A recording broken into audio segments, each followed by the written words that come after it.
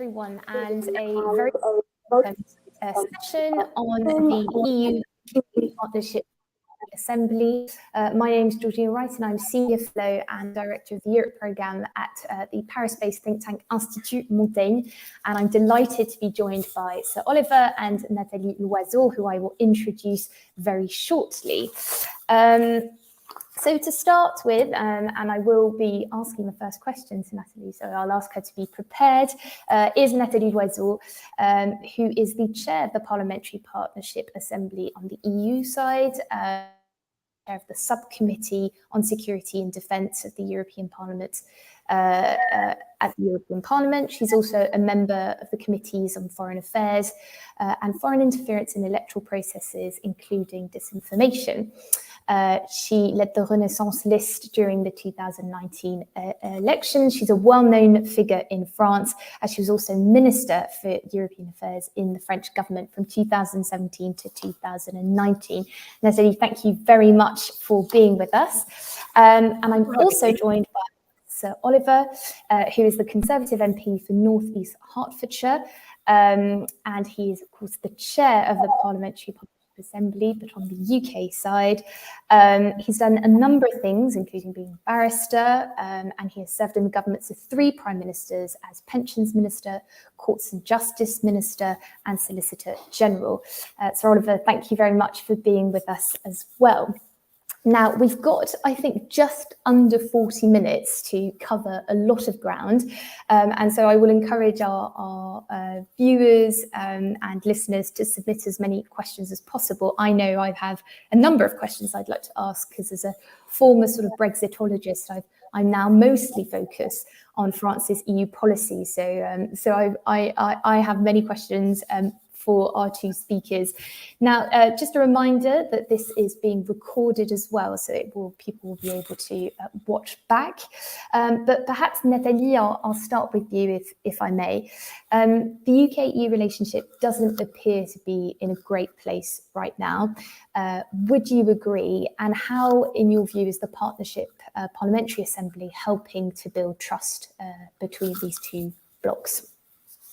Well, first of all, thank you for having me, and I'm delighted to have this conversation. I'm delighted to meet again with Sir Oliver. We do a lot of work together, showing that it is possible to have in-depth conversation on every possible topic to improve our relation between the EU and the UK.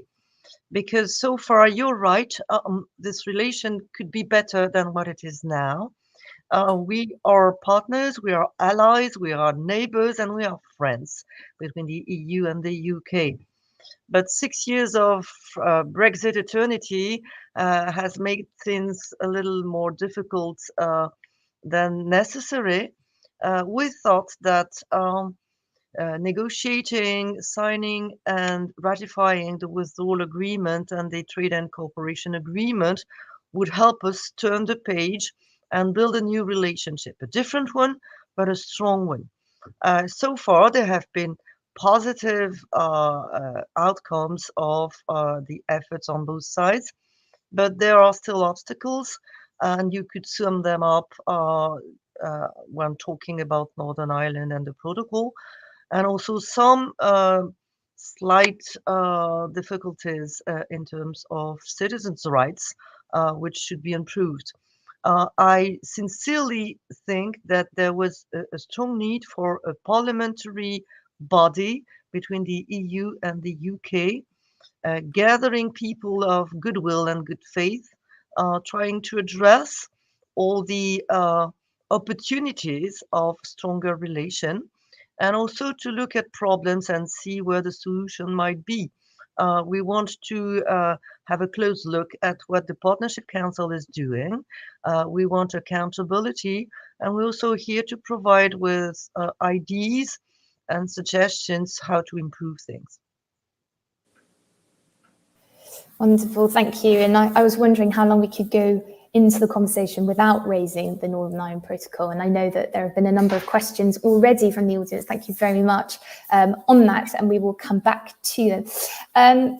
Sir Oliver, I guess I sort of have a question that builds on on what Nathalie was saying, which is the Partnership Parliamentary Assembly means both sides are now talking to each other again. But what, in your view, is the role of this assembly? And do you think it's able, as Nathalie was saying, does it provide an extra venue for both sides to talk? And do you think this can in some way influence the current state of talks as well? Well, I think the thing to start with is that this is parliamentary, it's not governments. And I think we all enjoyed the opportunity to meet up in Brussels recently and to talk together, something that hadn't happened as much as it should have done over recent years. And so I think it is good that parliamentarians can get together, can discuss the issues. We also provided an opportunity for a lively discussion and exchange of views between Commissioner Šefčovič and Minister Michael Ellis.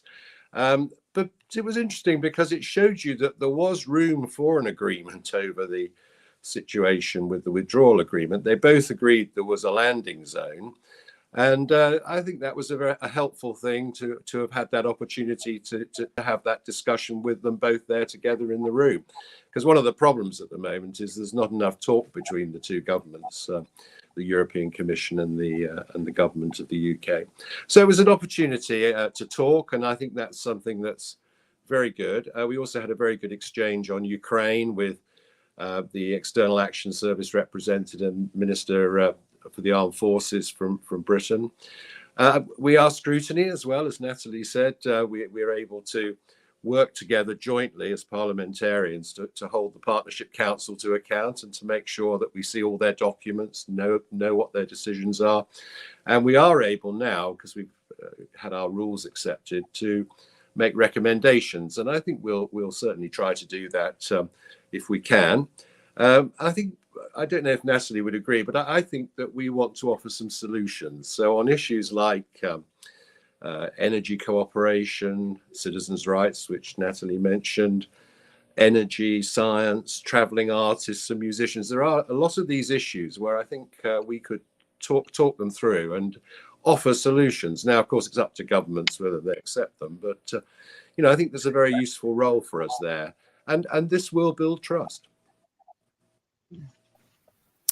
Great, thank you. I don't know, Nathalie, if you wanted to respond to what Sir Oliver said on that point. Well, I fully agree with Oliver on this.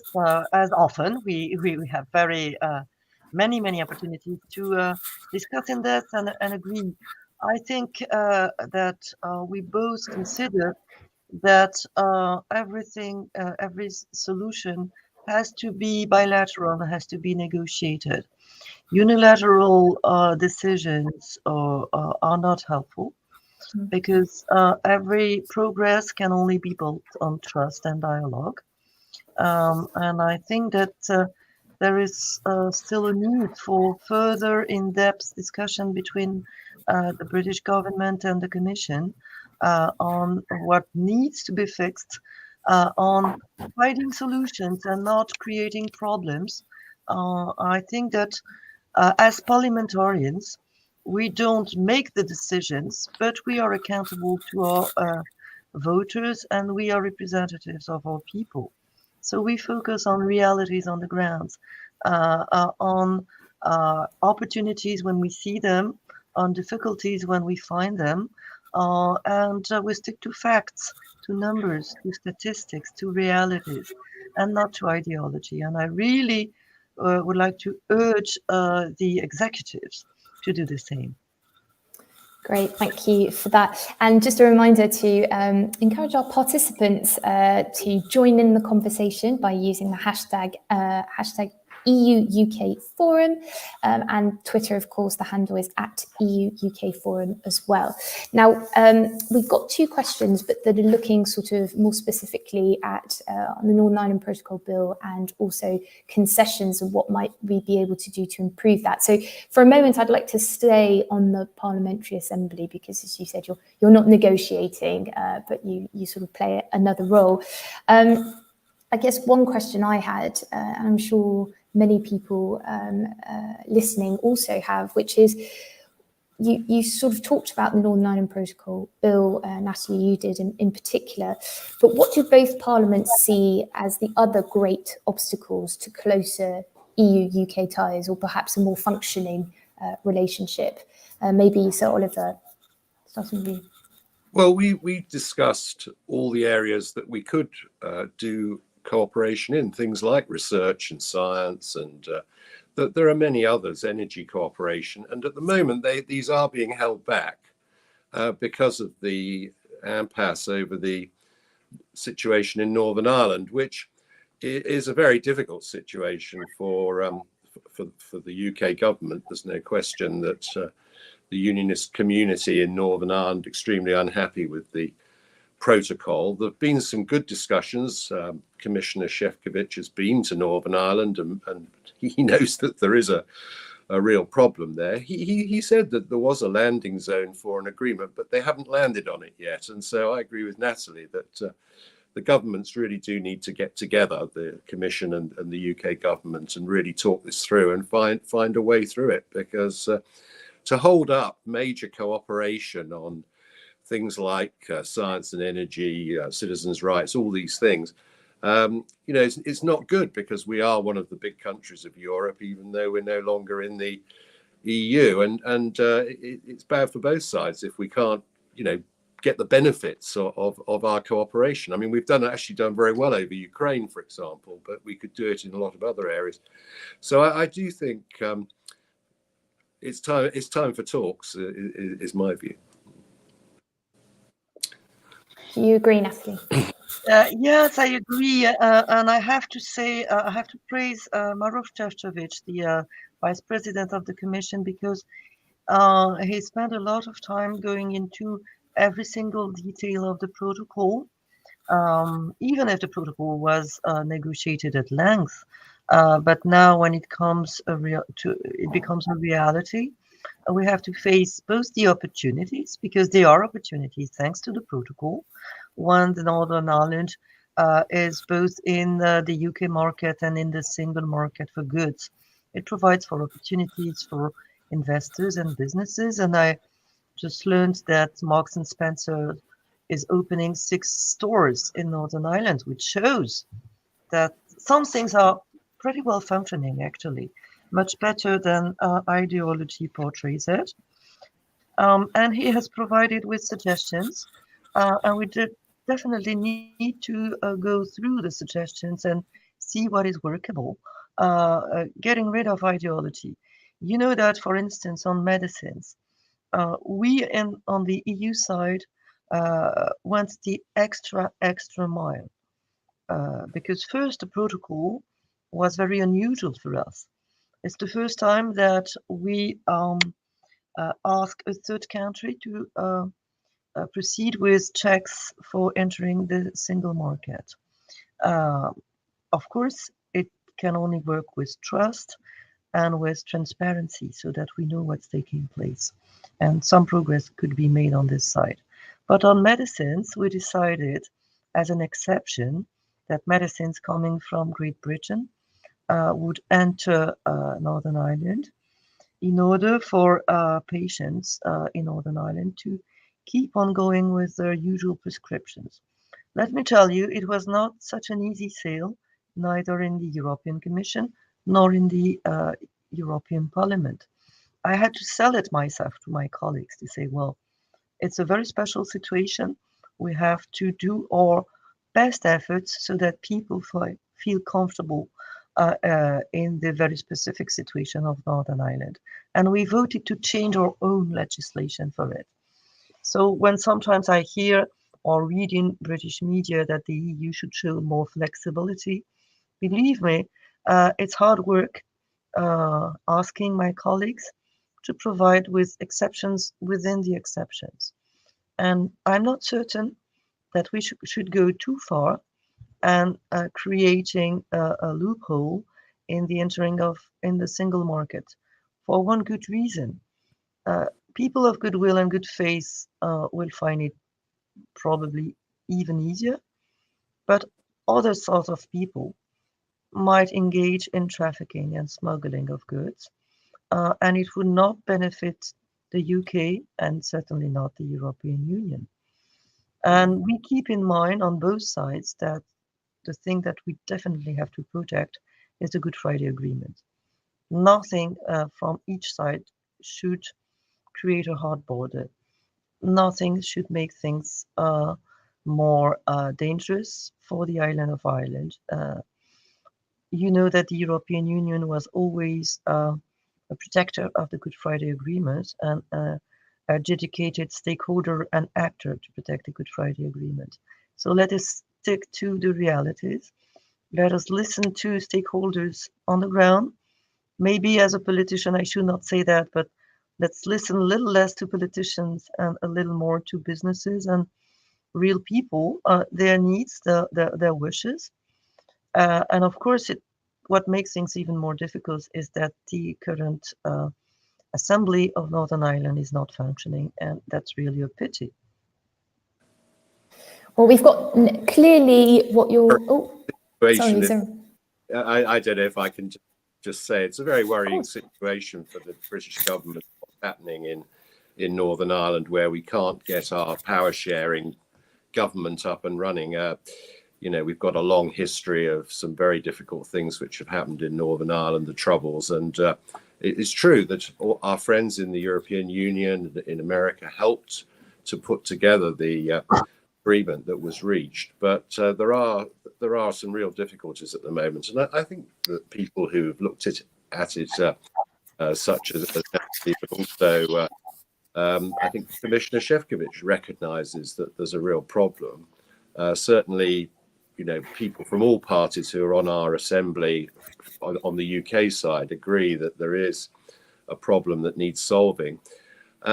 It is true that there was a law change for medicines, which is very welcome, but there is apparently a need to look at some of the provisions of the protocol if you want to really have these two lanes, the lane of goods going into Southern Ireland from Britain, and then the lane of goods which is just really for Northern Ireland itself. And it is a bit daft to have a lot of paperwork and checks over taking a Sainsbury's sandwich from Birmingham to Belfast. Nathalie, if I can sort of interject here, because we've had a number of questions, and I promise the audience we will not be only talking about the Northern Ireland Protocol or the Northern Ireland Protocol Bill, but there is a question from Jill Rutter, my former manager from UK and the Changing Europe, who says, does Nathalie agree that the experience to date, despite the EU's rhetoric, suggests that the EU only moves when the UK plays hardball? At least that seems to be the implication from last year, including after the October proposals. Well, I would say, coming back to what Oliver just mentioned, there are difficulties, and these difficulties have a name, and the name of these difficulties is Brexit. We are not going to be able to erase the difficulties created by Brexit, because there are difficulties throughout the UK caused by Brexit. I know how uncomfortable it might be for a government who advocated for Brexit to face the realities that it makes things more difficult. Yes, it creates red tape. Because of Brexit and because of the type of Brexit which was chosen by the British authorities, it was not our choice, and it creates difficulties for European businesses as well. But we respect it, and we simply are adapting to these difficulties. We, as members of the European Parliament, gave our consent to the withdrawal agreement and then to the trade and cooperation agreement, believing that both would be fully implemented. So it's a little bit difficult to hear that the best way to address difficulties would be not to implement something that was democratically ratified on both sides. If there are real obstacles, real difficulties, let's address them. If there is a need to make less red tape, this is precisely where it was in the October suggestions from Maros Šefčovič. There was no real in-depth technical answer to these proposals, and that's quite unfortunate, because on the same at the same time, let's face it, the situation in Northern Ireland is not a situation of shortages, is not a situation of more inflation or less growth than elsewhere in the UK. It's rather the contrary. And what do we want? We want ordinary people in Northern Ireland having the best possible life. And we in the European Union focus on the interests of the single market, because we respect the decision taken by the UK to leave the European Union, but we have not decided to weaken the single market, on the contrary. So we would like our interlocutors to take it fully into consideration. And Nathalie, can I push you slightly on Jill's question, which was, would you agree that the EU only moves once it's really being pushed? I think that there should be less political communication and more commitment to work in depth. For instance, I know it might not seem glamorous and exciting, but let's focus on IT systems. If there's a workable working IT system on the British side, let's provide access to the EU, so that the only shortage that we are facing, which is a shortage of trust, can be overcome. If goods are simply directed to Northern Ireland, so far, how can we know? We have no clue. It has become a black box. There are no checks. There are unilateral suspension of implementation of the protocol. That's pretty much worrisome, or it could be, and there could have been a much stronger reaction from the European Union.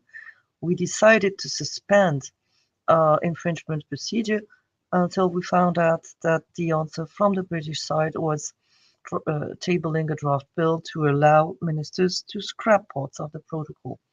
Let me tell you, it is not terribly helpful. Let me tell you that on the European side, the delegation on relations with the UK is composed of representatives from different nationalities and different political groups. And basically, they agree that we are showing goodwill. We are willing to find a negotiated solution, but trust is not here. Great. Well, thank you very much for that, Nathalie. One question we've had, which I think is quite interesting, and I'll ask Sir Oliver, is, what plans does the Parliamentary Partnership Assembly have to hear directly from Northern Irish representatives and stakeholders about their views of the protocol? Is this something you're already doing, or actually are these conversations mainly focused between members of this assembly? Well, of course, we have said that we would have representatives from the devolved bodies in the UK as observers to our meetings. Unfortunately, because the Assembly in Northern Ireland is not up and running at the moment, that wasn't possible for our last meeting. But we're certainly hopeful that they would be part of that and of our meetings and discussions that we have in the fringes of our plenary. Certainly, there would be no reason at all why we couldn't invite to speak to the Assembly representatives from Northern Ireland or people who were in businesses there, and that's something that Nathalie and I and our bureau would certainly discuss. I think the real problem that we have is that the governments seem to have got into a sort of difficult situation where they're sort of locked into, we can only discuss the 4 non-papers from the Commission viewpoint. We're not prepared to look at the text of the protocol. But actually, if both sides agree, which they do, that there is a landing zone for an agreement, I would have thought it was sensible if they got together and actually tried to make that agreement as soon as possible, because there are these other issues which are being held up. But certainly, yes, there's no reason at all why we couldn't have representatives or individuals come to speak to us. Of course, on our own delegation, we have Jeffrey Donaldson, who is the leader of the DUP, so he represents a constituency in Northern Ireland of unionists predominantly. We've also have a member of the SDLP who sits in the House of Lords who's on our body. So we're not without representation from Northern Ireland. I agree on this, and so far what's taking place is that individual members of the Assembly of Northern Ireland, or people from Northern Ireland in general, are reaching out to our delegations separately. And some come to Brussels, and our door is always open. I do regret that it was not the case for the DUP so far, and I repeat the message that the door remains open for discussions. Of course, it would be much better to do it in the Parliamentary Assembly. And so far, Jeffrey Donaldson didn't take part in the first meeting, but I expect that if the next meeting is in London, it would be easier for him, and would be very happy to listen to him and hopefully to talk to him as well. Great, thank you for that. Moving on slightly from the Northern Ireland protocol, there was a question about citizens' rights. What issues of, regarding citizens' rights would parliamentaries like to discuss? Have you, been able to discuss this in your first meeting? And do you think there are limits to what is already agreed in the agreement? What could be improved? And are there any implementation problems as well? So how important are citizens' rights? Are they working, and could there be improvements there? Maybe Sir Oliver, you first. Yes, I mean, it is an area that we've decided we should discuss. I mean, there are various aspects to it. I think actually with students, it would be quite helpful if we could find a way in which the new scheme that the UK is producing, the Turing scheme, how that interacts with Erasmus, for example. But there are a range of other issues. I know Nathalie's particularly raised this. Yes, I mean, as parliamentarians, it's our first mission is to represent our fellow citizens and make sure that their rights are properly respected. I think the Loiseau agreement provided with a number of very good solutions. We have to make sure that they are properly implemented, and if problems occur, we have to be honest brokers and bring the problems to the different governments, to the British government, for instance, for people with a pre-settled status who find out that they are still somewhere in limbo for the near future. With British citizens living in our member states, when they face difficulties, we have to address them and make our own governments accountable. And with problems for differentiation between member states about visas to enter the UK. You know that some member states have a sort of discrimination which goes against the principle of the European Union, and it's very often raised by representatives of these member states. I'm thinking of Romania, Bulgaria, and others. And I think that considering the importance of our human exchanges between the UK and the EU, and the need on both sides for these human exchanges, what we hear from businesses, what we hear from universities, what we hear from scientists, we only need to improve the situation, and there is no reason to make things more difficult for people. I don't think anyone, either a Brexiteer or a Remainer, would enjoy seeing difficulties of this sort. And that's the same in the European Union. It's not because Brexit took place that British citizens are not fully welcome in the European Union. Did I mention musicians. I think I did earlier, but the traveling musicians are having problems, and that's another aspect too. And going to be a topic we are going to work on to see what can be done. Once again, Brexit took place, and it's definitely making things more difficult.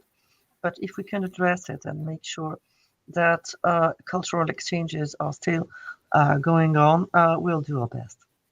Well, cautious optimism there from our two chairs. It's good. It's a good thing. I wonder. We don't have much time left, so I'll sort of invite our two speakers to be as concise as possible.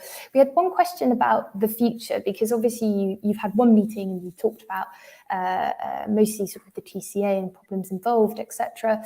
Broader questions of trust and how you rebuild it. But what about the future? President Macron has sort of put forward this idea of a European political community, which would involve the EU member states, but also European countries that aren't members of the EU, and so that would include the UK. The Prime Minister seems quite in favour of this idea.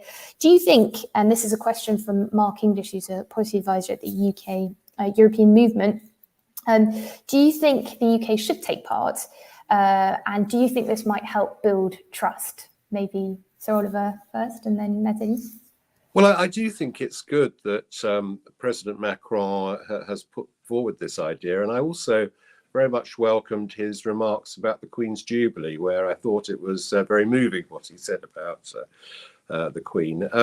So I think it shows that I think our leaderships are moving closer together, and yes, anything we can do to have a constructive relationship which involves political discourse and agreement is something I support. Quite interesting. I know some member states are still a bit sceptical about this idea, so it would seem maybe the UK is sort of more excited about this than potentially some member states. Nathalie, do you think the UK should join? And there are always fears that the UK is trying to divide EU member states. What's your view? Well, despite Brexit, the UK remains in Europe, and that's good news. Knowing the challenges we are facing together right now, starting with the war in Ukraine, but other challenges as well, I think we have to find a framework where European countries feel at ease to have proper discussions, take decisions, have better coordination. You know, as the chair of the Subcommittee on Security and Defense, I can only regret that we didn't go as far as having an agreement on foreign affairs, security and defense between the EU and the UK. But that's how it is. More coordination, more exchanges are needed, and I think nobody would deny it. So if it's not between the EU and the UK, let's try to create a framework where these challenges are addressed, and let's try to create predictability, visibility, so that all stakeholders know that they can rely on goodwill on all sides and try to come with initiatives and find that they are welcome. I think that's the key thing, isn't it? It's a good homework for think tankers, but also for partner countries to think about how we can make this work and what proposals are acceptable to both sides. We've had a number of questions, which I'm sort of going to bundle together, but that touch again on trust, because as you both said, trust is kind of a cornerstone of making this relationship work, and that's why you're talking and you're trying to tackle these thorny issues and raise understanding of both sides' concerns. But how far do you think the Assembly can build trust if negotiators don't actually act on these discussions? So are you confident that you can have some form of influence, and do you think trust can be achieved given the way they are now? Nathalie, maybe you can answer first. Well, we are not negotiators, as Oliver said, but we can demonstrate that it's possible to sit in the same room with different political views, different backgrounds, and find agreement or show goodwill, show capacity for dialogue. I was struck after the first meeting of our Parliamentary Assembly that a number of members on both sides advocated for more frequent meetings, which means that they feel the need for this dialogue. So that's a clear message for our governments and for the Commission, that they have to be more committed. There is no need 6 years after the referendum to stick to blaming each other or regret the past. Let's build a stronger future together. I think that the best motto I heard was get Brexit done, turn the page, and have strong, stable, and mutually beneficial relations between the UK and the EU.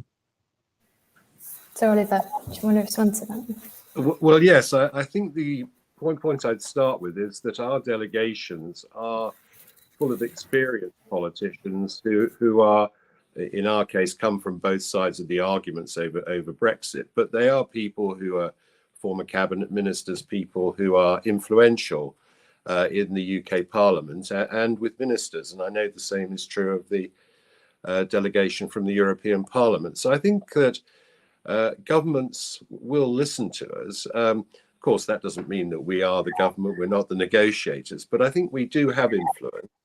The other thing is we can make recommendations now that our new rules are through, and we may choose to do that. So we've got an important role in terms of accountability. We're able to influence governments, and I think we're also able to make recommendations. So it should be possible for us to help build this trust. And it's worth remembering that there are in our parliament a lot of all-party groups which have, for example, I was meeting yesterday of the all-party group for France, which I'm a member of, and these sorts of discussions that we have with the embassy yesterday, but also with French politicians, the discussions I have with Nathalie and the other members of the Bureau, I mean, these are very useful in building an understanding, friendships, and so on. So it's a good thing, this TCA, and we're going to make sure that our assembly supports it and tries to make it work. And even if we come up with solutions that are not implemented immediately because of the problems over the withdrawal agreement, I think those solutions will still be there, capable of being implemented when time and favour allows. Great. Well, thank you very much. Obviously, some problems are pressing, and I'm thinking of the Northern Ireland Protocol and the bill that's going through Parliament. But I sort of get a sense of, or at least take away your optimistic note, both of you, about both the need to talk, the need to be open and frank about where we disagree, but accepting that we need to move on from Brexit and we now need to make it work. And I sort of look forward to hearing more about how the Assembly develops, and maybe we can reconvene and talk about some of those recommendations that you're going to put forward if you come to them. Thank you so much to the audience for all your brilliant questions. I'm sorry I wasn't able to ask all of them, but as a reminder, Nathalie and Sir Oliver are not negotiators. So there are some questions I felt I couldn't really ask them. But my final thanks to Nathalie, Loiseau and Sir Oliver for your honesty and frankness, and thank you for what you're doing. And just a reminder, now we're all going to lunch, but do join us again after lunch for a discussion on regulatory divergence or convergence with Richard Sostak, Raoul Ruparel, Sam Lowe and Andrew Bounds. So do join us for that. But until then, thank you very much. Thank you.